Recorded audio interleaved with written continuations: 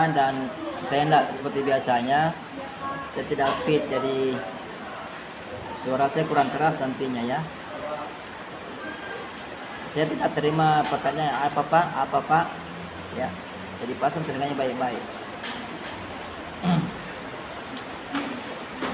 Assalamualaikum warahmatullahi wabarakatuh. Waalaikumsalam warahmatullahi wabarakatuh. Selamat sore anakku sekalian. Selamat datang dan berjumpa kembali dalam mata kuliah keadvokatan. Hari ini kita sudah masuk pada pertemuan yang kelima dan kita masuk pada materi fungsi advokat.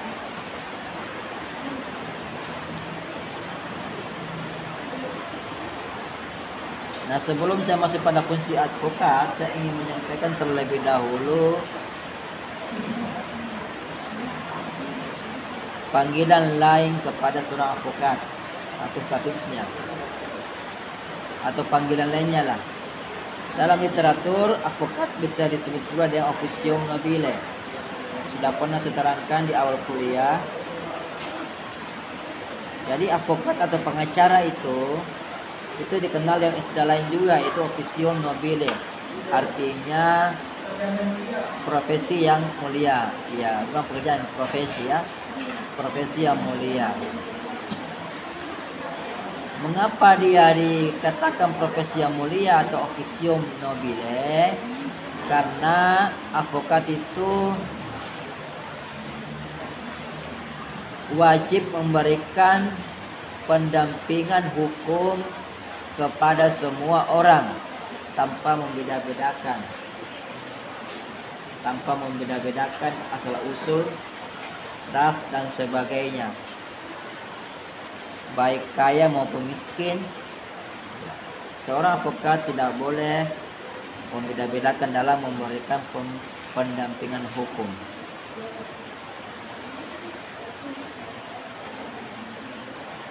Alasan lain mengapa advokat disebut juga sebagai officium nobile atau profesi yang mulia, karena seorang advokat itu dituntut, ini harapan kita semua ya, diharapkan tidak sekedar mencari nafkah. Jadi advokat itu tidak semata-mata untuk mencari nafkah atau penghasilan melalui advokat itu, tetapi lebih dari itu yaitu memperjuangkan nilai kebenaran dan keadilan. Jadi advokat itu ya bukan hanya sekedar mencari nafkah saja, bukan hanya meminta bayaran, tetapi juga harus memperjuangkan nilai-nilai kebenaran dan keadilan.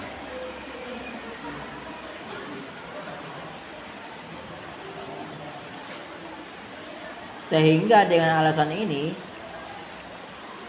membawa pula kepada advokat, memberikan pula peluang kepada advokat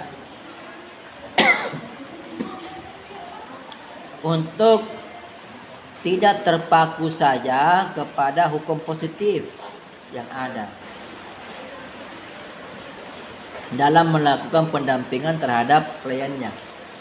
Jadi tidak semata-mata berpatokan pada hukum positif.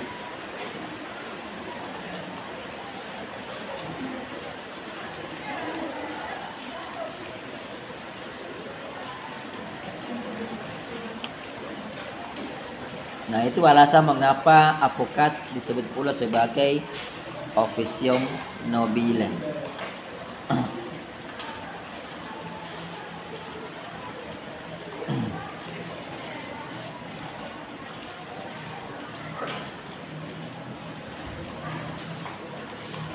Nah, supaya officium nobile ini terlaksana atau terwujud, maka seorang advokat itu haruslah independen. Independen artinya mandiri.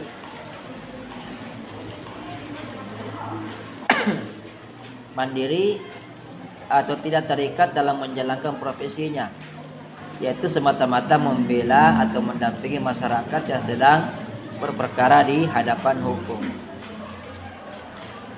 Jadi dari sini kita sudah bisa mengambil kesimpulan bahwa seorang advokat itu bukan membela sebenarnya, tapi dia mendampingi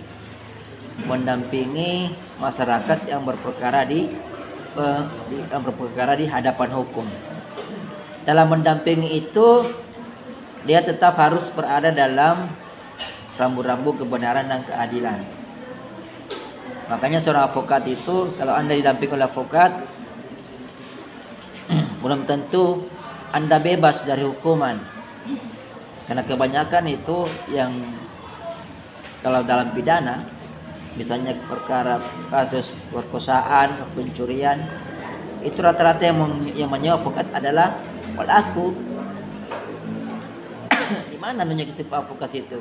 Advokat tidak akan berupaya untuk membebaskan kalau memang dalam pengadilan terbukti. Advokat hanya berupaya untuk melindungi hak-hak si pelaku sebagai manusia. Ada hak asasi manusia di situ. Hak asasi manusia itu bisa terjemah dalam hukuman yang akan diberikan. Ya. Jangan-jangan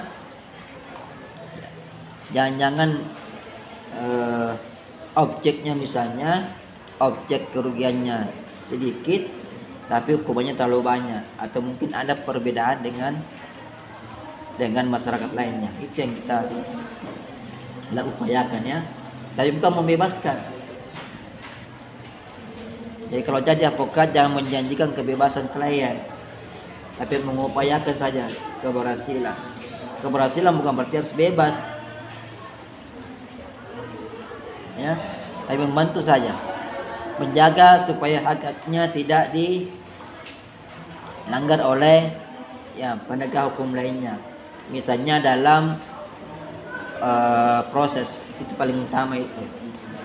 Ketika ditahan harus ada surat penahanannya, ya. Itu dipastikan. Itu hak-haknya semua itu. Tapi ketika dalam penjara bagaimana makan minumnya, apakah disiksa apa tidak. Itu semua dijaga supaya jangan dilanggar oleh pihak-pihak lain.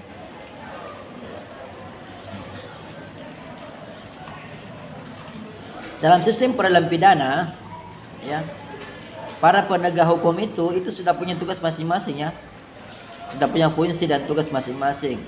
Kalau polisi itu fungsinya di bidang penyelidikan dan penyidikan. Lidik dan sidik ya. Penyelidikan dan penyidikan. Kejaksaan itu bertugas di bidang penuntutan. Ya. Jadi jaksa menuntut.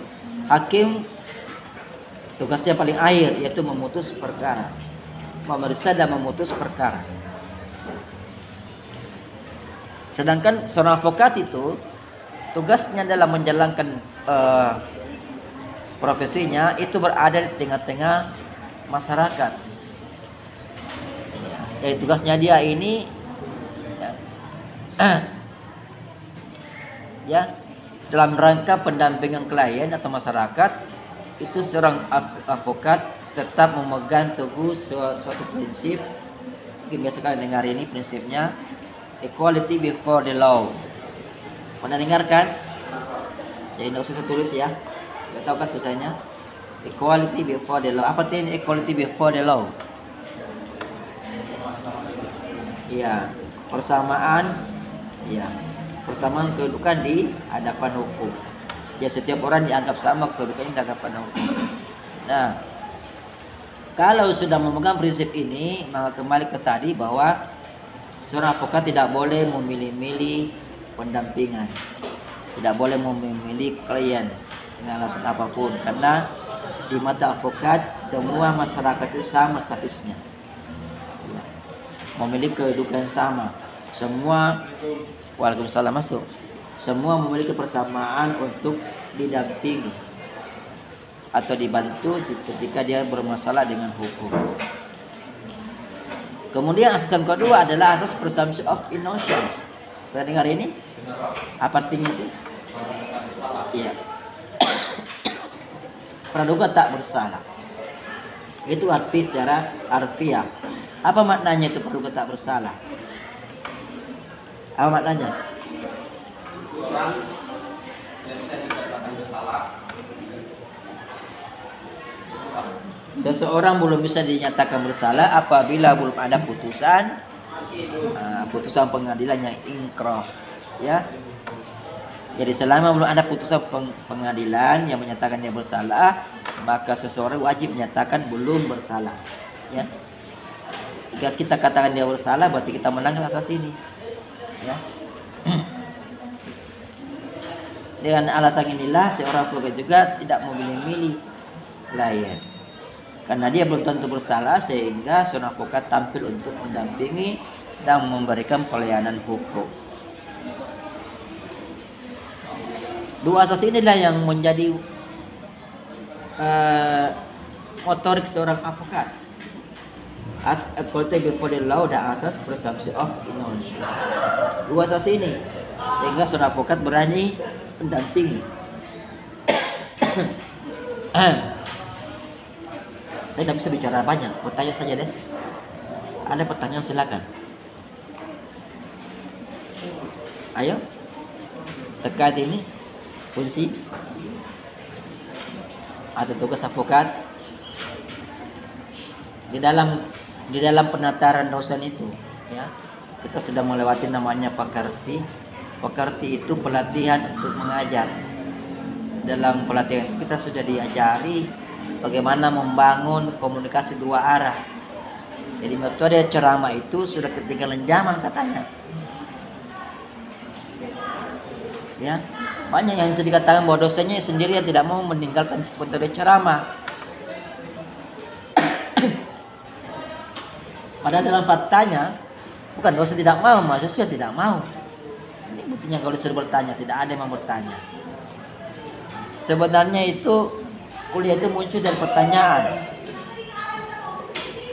Sebenarnya kalian bisa bertanya kalau kalian baca dulu materinya. Baca materinya. Kalian juga kalau selesai materinya tidak pernah tanya, Pak, apa materi minggu depan, Pak? Tidak pernah tanya ke saya. Dia saja tidak pernah bilang, lupa terus. Harusnya tanya, Pak, minggu depan apa materinya kira-kira? Saya jawab, baru kalian pelajari. Jadi nanti masuk saya tidak usah ceramah, cukup kalian saja bertanya, saya jawab. Jadi saya narasumbernya, kalian respondennya.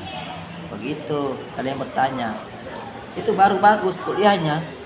Kalau ceramah terus begini ya bukan dosen tidak mau tinggalkan, tapi mahasiswa disuruh bertanya malah diam semua. Yang mau ditanya, Pak, kita belum baca ya.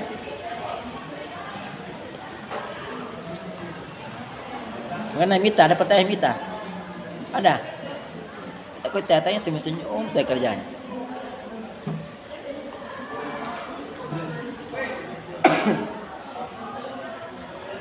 Ini sampingnya Mita, siapa namanya? Siapa nama tak? Siapa? Nisa. Bukan saya tuh Mas Kiara.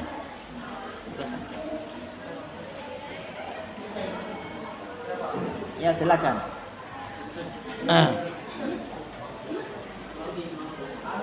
Apakah sebelum menjadi atau menjalankan profesi advokat itu Pak, adakah peresmiannya kayak sumpah atau gimana? Apakah jadi sumpah atau tidak Pak? Oh iya. Sebelum Jadi sebelum pengangkatan advokat. Iya. Jadi prosedur menjadi advokat itu ada beberapa tahap ya. Yang pertama itu PKPA dulu. PKPA itu singkatan dari pendidikan khusus profesi advokat. Pendidikan khusus profesi advokat. Itu PKPA-nya selama 3 bulan. Bahkan ada berita bahwa itu PKPA mau dijadikan 6 bulan. Mau dijadikan 1 semester katanya. Jadi kerjasama dengan kampus. Tapi sampai sekarang belum terlaksana itu. Jadi masih 3 bulan. Kalau kita di Peradi, saya di Peradi, waktu Hasibuan, ya, itu 3 bulan full. Kita dipotong-potong nih. Ya, jadi PKPA 3 bulan. Kita masuk itu selama 3 bulan itu betul-betul masuk betul. Kita masuk tiap hari. 3 bulan diberikan gambling ya, gambling 3 bulan itu. Kemudian setelah PKPA, dapat sertifikat PKPA, lalu kita ikut ujian tes. Tapi ikut ujian tes itu kalau sudah magang 2 tahun. Ijazah magang 2 tahun dulu. Kalau ikut ujian tes. Ya, biasanya orang itu sambil magang dia ikut PKPA atau sambil kuliah begini, ketika masuk kuliah ikut magang dulu. Magang di salah satu kantor advokat. Lalu ikut PKPA. Nah, setelah lulus PKPA ikut tes. Ya. Di tesnya itu ya kalau lulus alhamdulillah, kalau tidak lulus tunggu lagi, ikut lagi tes. Nah, kalau lulus maka tunggulah sumpah. Sumpah ini harus ada rekomendasi. Yang tadi bilang ya, rekomendasinya tuh harus ada rekomendasi dari kantor advokat yang sudah berkantor selama 10 tahun kantornya. Kalau sudah magang barulah ikut sumpah. Di sumpah itulah kalian diberikan SK. Jadi ada SK, ada sumpah. Ada SK, ada berita acara sumpah. Berita acara sumpah itu diambil di ketua pengadilan tinggi setiap provinsi. Itu tahapan-tahapannya. Jadi harus sumpah. Ya, seorang advokat itu sama dengan pejabat negara, disumpah dulu baru bekerja. Makanya sumpah itu salah satu juga beban moral yang harus dilaksanakan. Itu ya, jadi sumpah. Silakan. Abita, silakan.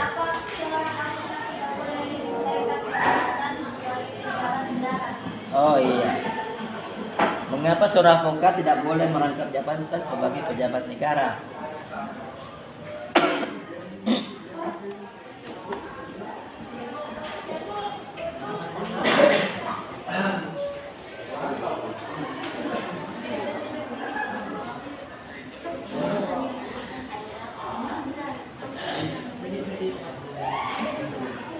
Oke, jawabannya Mita, mengapa seorang advokat tidak boleh merangkap sebagai pejabat negara? Kalau alasannya itu tidak ada dalam undang-undang ya. Undang-undangnya menyatakan seorang advokat tidak boleh merangkap sebagai pejabat negara. Salah satunya tidak boleh juga aktif dalam organisasi politik, dalam politik tidak boleh juga. Alasannya mudah.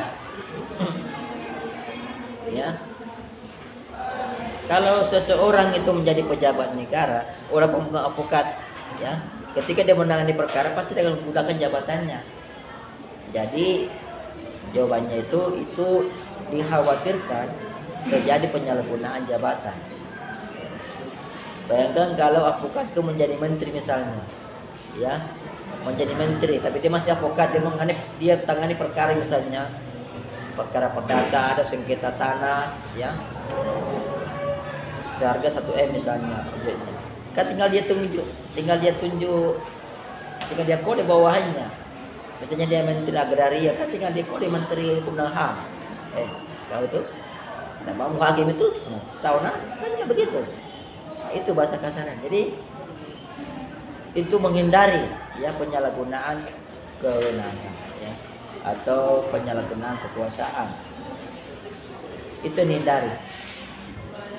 Supaya juga advokat bisa independen, ya, mandiri. Kalau dibiarkan menjadi pejabat negara, maka saya yakin advokat yang menjabat sebagai pejabat negara pasti banyak kasusnya, pasti banyak sewa. Mengapa? Nah, pasti sudah menang itu, ya kan?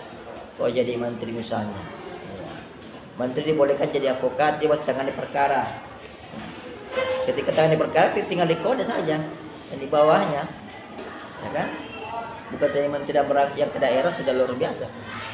Wakil BPK saja kalau ke daerah itu luar biasa penjamuannya, baik kalau menteri, ya. Apalagi ya. Jadi walaupun bukan menteri, yang penting menjawab pejabat negara ya, tidak boleh. Baik dia DPR RI tidak boleh. Karena dia bisa menggunakan kekuasaannya, ya.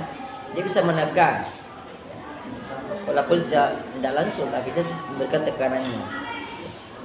Kalau dia ada di komisi DPR misalnya, ya di komisi DPR itu yang memilih hakim, kan tinggal dia colek itu hakimnya, dia macam-macam ya, saya tangani kasus ini, ya kalau macam-macam awas, saya kode bos semua itu, nah lakukan. Jadi itu logikanya ya. Jadi supaya tidak terjadi alasannya karena ya seorang advokat tidak boleh menyalahgunakan jabatan. Ada lagi? Silakan.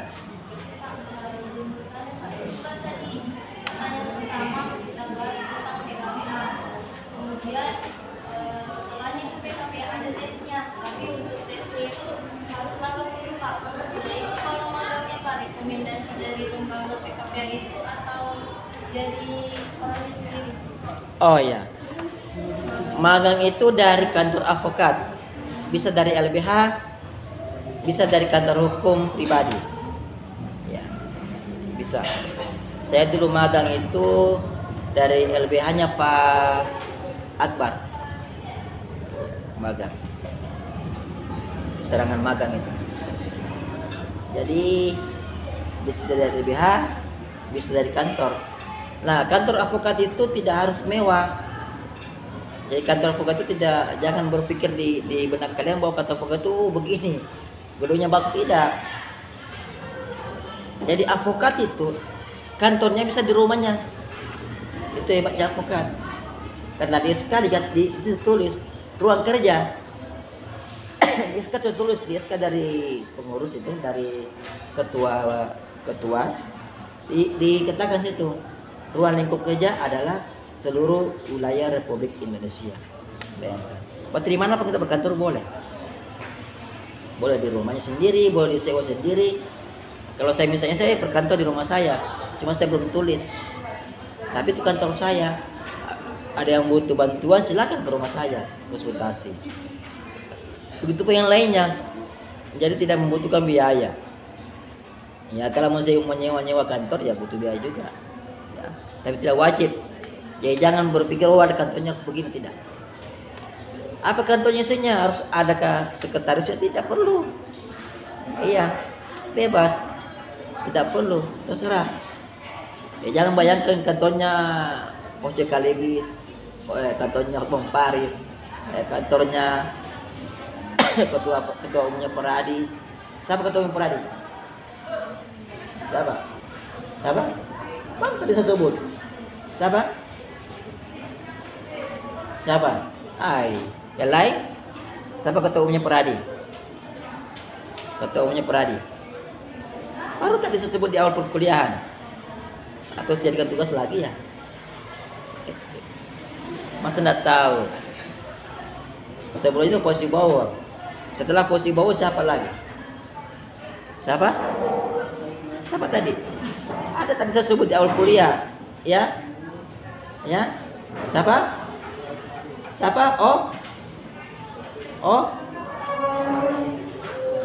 Aduh, Otto Hasibuan. Otto itu ketua umum Peradi sekarang, ya.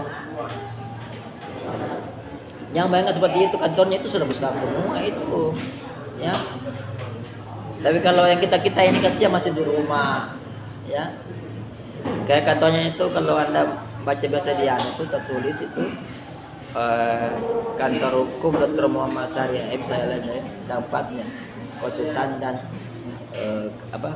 kantor hukum. Itu di rumah sendiri itu, ya. Ya penting ada logonya. Itu ya. Siapa di belakang tadi bertanya lagi? Ada tadi belakang. Yang di belakang tadi siapa? Sudah? Ya silakan. Kenapa advokat tidak bisa dituntut secara perdata maupun pidana? Ya pertama, karena undang-undang sudah memberikan kekebalan seperti itu. Ya, itu kekebalannya. Jadi seorang advokat tidak boleh tuntut, ya, karena profesinya. Tidak boleh.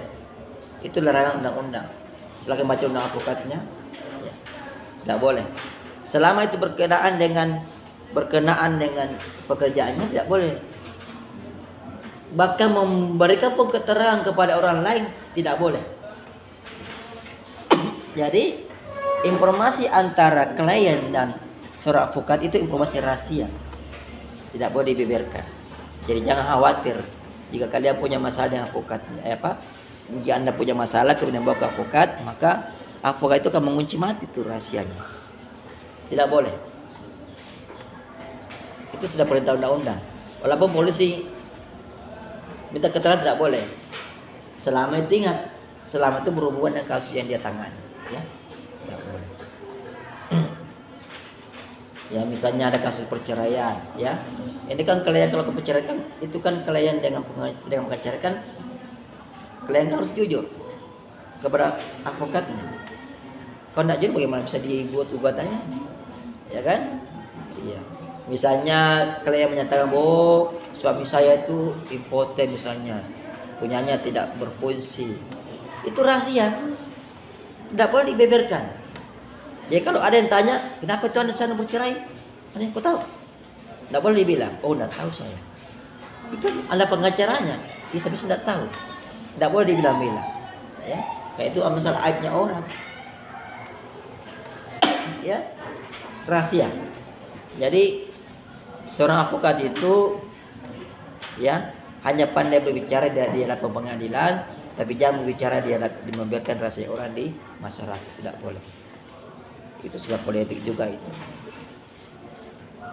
Ada lagi? Jadi rasanya karena normatif ya, karena undang-undang sudah melarang seperti itu. Ada lagi? Ya silakan, Roy. Tidak memandang dapat dari jurusan mana atau sarjana mana. Oh iya. Advokat itu untuk kalau ada dua apa ya? Ada dua sejarah lah. Ya, apa? Kalau dulu itu advokat itu asalkannya sudah terbiasa menangani perkara-perkara hukum, dia sudah boleh diangkat jadi advokat. Tapi sejak lahirnya undang-undang advokat nomor berapa lagi saya lupa. Siapa? Undang-undang nomor tahun berapa saya lupa. Coba, Roy, undang-undang advokat nomor tahun berapa? Apa? Oh, 8. Itu bertanya atau menjawab? Bertanya atau menjawab? Kalau bertanya itu jelas tanda tanyanya. Kalau menjawab jelas juga. Nomor berapa tuh? Undang-undang nomor Mita? Undang-undang 18 tahun 2003 tentang advokasi. Tahun 2003? Masih tahun 2003. Coba baik baca. 2003. Betul itu. Kesoleh di situ. Coba yang lain. Tahun berapa?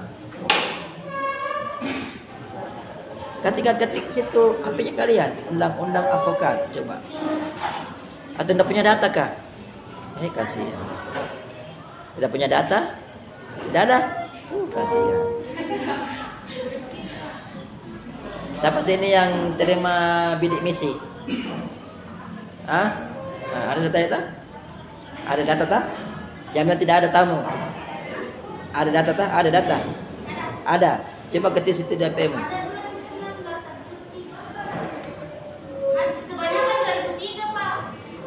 Ada yang betul itu. Ini kalian sudah tekan HP masih salah juga. Apa perlu saya kasih tugas lagi kayak itu? Undang-undang advokat itu cuma satu. Ya, kita tinggalkan itu ya, nanti saya tugas.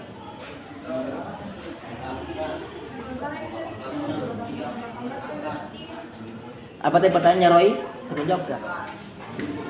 Apa pertanyaannya? Apakah seorang advokat itu bisa berasal dari sarjana Oh iya. atau dari Apakah seorang advokat itu berasal dari sarjana hukum atau bukan? Nah, jadi undang-undang advokat itu mewajibkan seorang advokat itu basicnya adalah sarjana hukum. Jadi yang bisa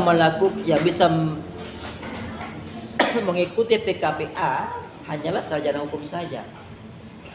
Kalau dulu sebelum dari undang-undang advokat ini, ya,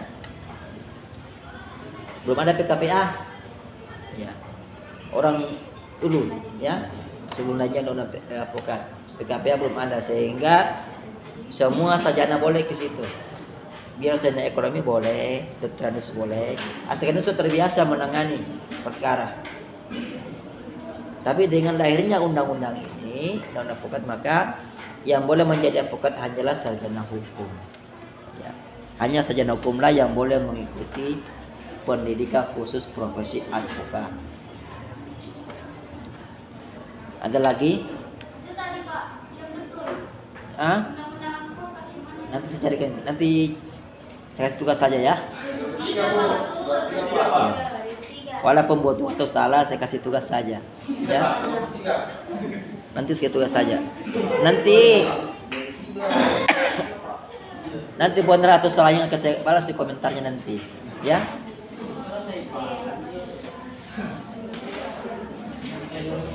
Nomor berapa tadi? Nomor 8? Sekarang nomor 8. Nah, kita lanjut. Ya, mau 2010 ke 2020 begitu tugasnya ya.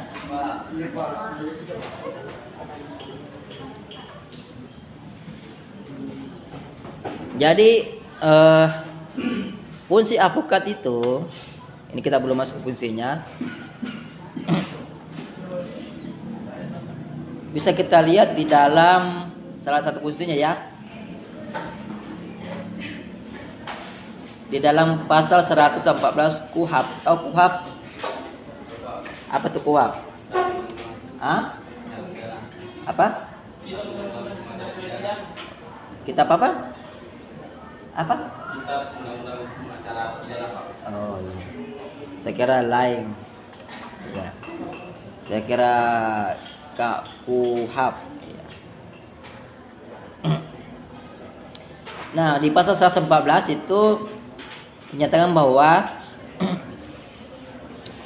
dalam hal seorang disangka melakukan tindak pidana. Tahu tindak pidana apa? Apa tindak pidana? Perbuatan apa? Hah? Bukan, belum tentu. Perbuatan melawan hukum itu bisa perdata itu. Ya, kalau perbuatan melawan hukum itu pasal 1365 KUH Perdata. 1365. Kalau tindak pidana apa nama lainnya? Nama lainnya tindak pidana. Delik, iya. Bahasa Belandanya delik. Kalau lebih dianu lagi perbuatan pidana. Kalau didefinisikan apa itu tindak pidana? Kejahatan. Salah satu bagian dari tindak pidana. Apa itu? Suatu perbuatan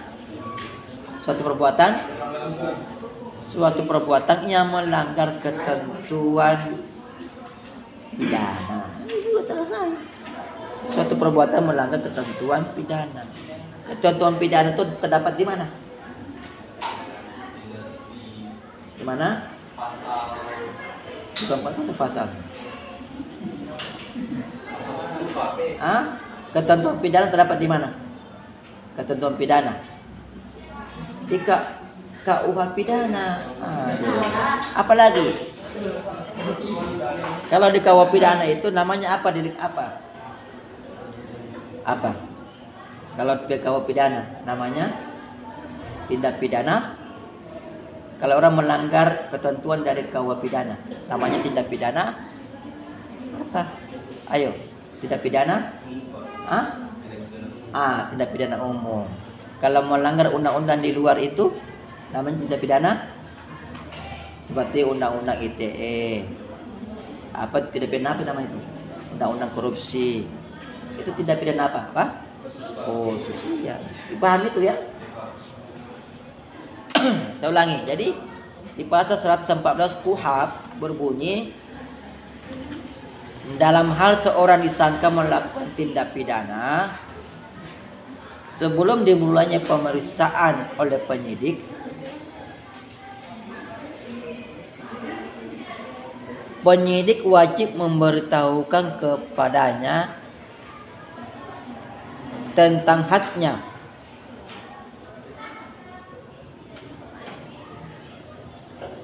untuk mendapatkan bantuan hukum.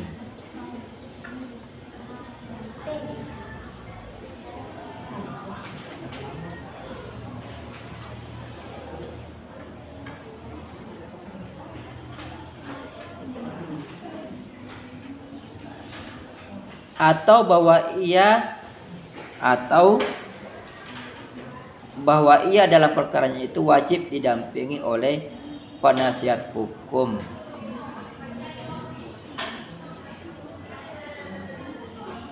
Sebagaimana dimaksud dalam pasal 56. Ada yang bawa KUHP enggak? KUHP ada yang bawa enggak? KUHP ada? Coba baca pasal 56. Kita mau tahu dulu apa pasal 56. Pasal 56.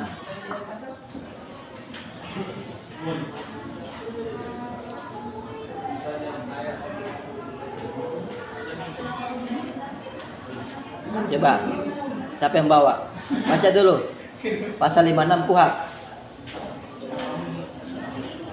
Ya, silakan baca.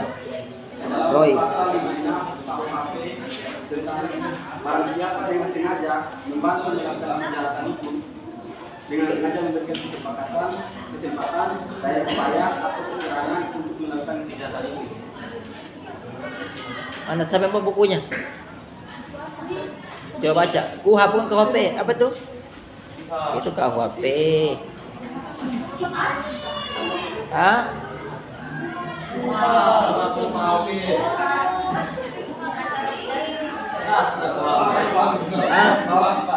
Coba ulangi.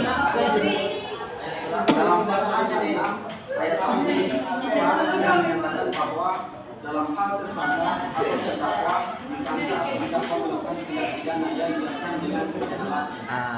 Lalu apa lagi? Atau ancaman pidana 15 tahun atau bagi mereka yang tidak mampu yang diancam dengan pidana 5 tahun atau lebih yang tidak mempunyai penasihat sendiri. Jadi sudah paham itu? Apa itu maknanya itu? Apa maknanya? Jadi ketentuan pasal 114 ini itu kewajiban kepada seorang penyidik untuk menyampaikan kepada tersangka, ya, menyampaikan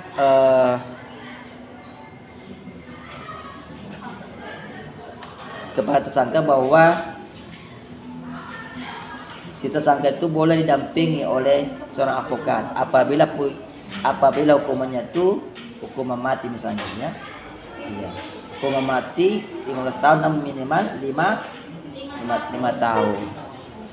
Jadi kalau sudah diancam dengan pidana 5 tahun, itu minimal apa 5 maksimal? Coba ulangi dulu.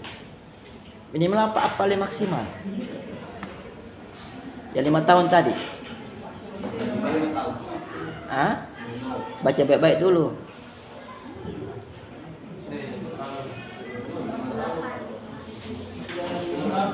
Pidana 5 tahun atau lebih. Ya. Oke. Ya, itu kewajiban ya diberitahukan. Nah, di sinilah fungsi advokat. Fungsinya adalah mendampingi. Biar yang bersalah, Pak. Ya. Biar yang bersalah didampingi juga. Ya kan kembali tadi kedua asas tadi. Ya, presumption of innocence. Ya kan? Kita belum bisa bilang bersalah kalau belum ada putusan hakim. Jadi walaupun orang terlihat membunuh, dia tikam dia cincang habis lawannya di depan mata kita harus nyatakan tidak bersalah kalau belum ada putusan hakim. Itu ya, itu presumption of innocence. Gitu. Walaupun kita lihat dia tembak orang, ya, tapi sudah langsung bersalah. Karena kembali kita lihat ke asas tadi ya, presumption of innocence. Nanti putusan pengadilan mengatakan bersalah. Jadi ya, penyidik wajib menyampaikan kepada si pelaku bahwa dia boleh didampingi oleh seorang advokat, ya. Apabila dalam tindak pidana laku itu kemungkinan diberikan sanksi minimal 5 tahun atau lebih, ya. Jadi itu fungsinya, fungsi mendampingi pertama, ya. Mendampingi, ya. Mendampingi sejak dimulainya pemeriksaan oleh penyidik. Harusnya ini keadvokatan ini harus semester tinggi.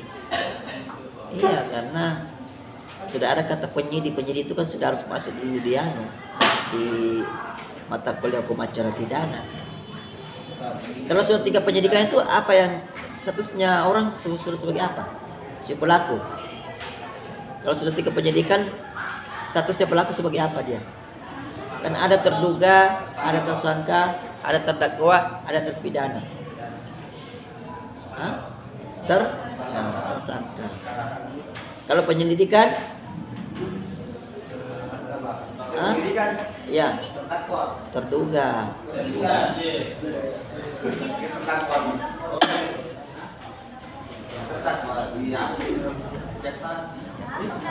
Jadi penyidik yang ini juga senjata buat kalian kalau jadi pengacara, ya. Kalau mendampingi klien, kemudian kliennya tidak pernah diberitahukan oleh penyidiknya bahwa dia boleh didampingi seorang advokat, maka itu melanggar prosedur, ya. Jadi ini kewajiban seorang penyidik untuk memberitahu kepada tersangka bahwa tersangka boleh didampingi oleh seorang advokat.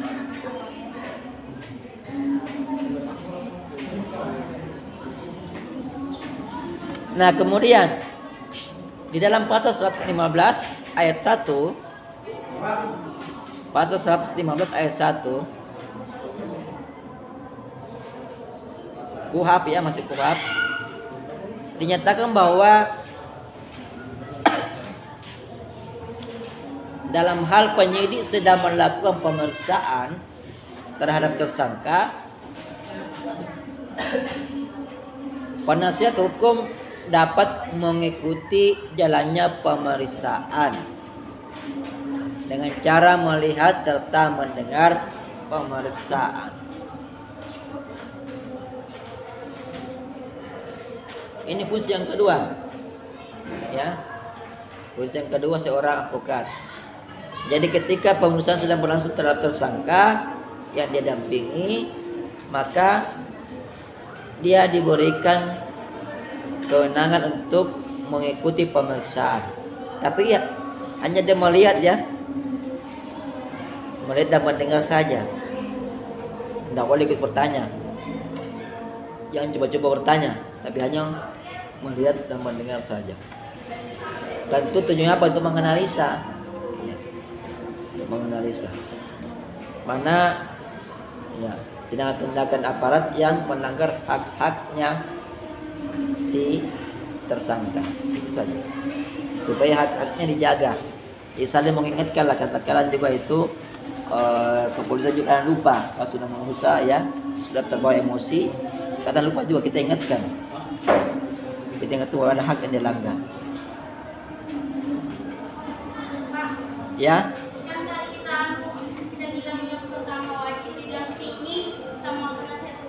Bukan wajib didampingi. Bukan wajib dampingi. Penyidik wajib menyampaikan.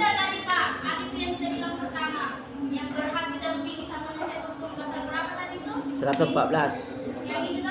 Ya.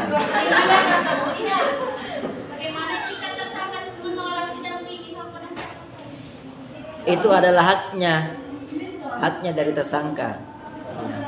Yang wajib itu pemberitahuan.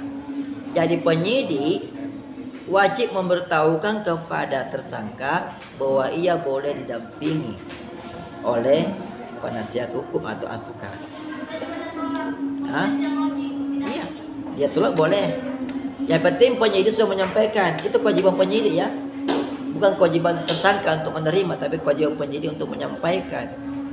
Jadi ketika hukumannya itu 5 tahun dan ke atasnya, itu penyidik wajib menyampaikan kepada tersangka bahwa Anda boleh didampingi seorang advokat. Kalau dia tidak punya uang, biasanya di kepolisian itu sudah ada biasa MOU dengan advokat lain. Dia biasa tinggal itu selamanya dampingi. Sudah ada namanya advokat ya, lawyer, istilahnya apa? Sudah ada, mereka punya pos baku kepolisian itu.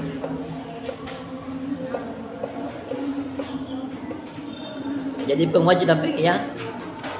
Penyidik wajib menyampaikan. Kalau tadi saya salah ngomong, maaf, salah ngomong tadi ya. Saya tadi salah ngomong.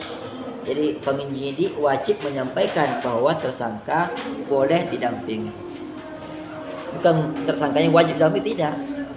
Karena bahaya kalau wajib, kasihan di mana ambil uang tersangkanya. Karena advokat butuh, pasti akan minta bayaran. Ya. Oke. Kayaknya sudah jam pulang ya. Udahlah kau jam pulang, selesai kita hari ini. Sekian dari saya. Wassalamualaikum warahmatullahi wabarakatuh.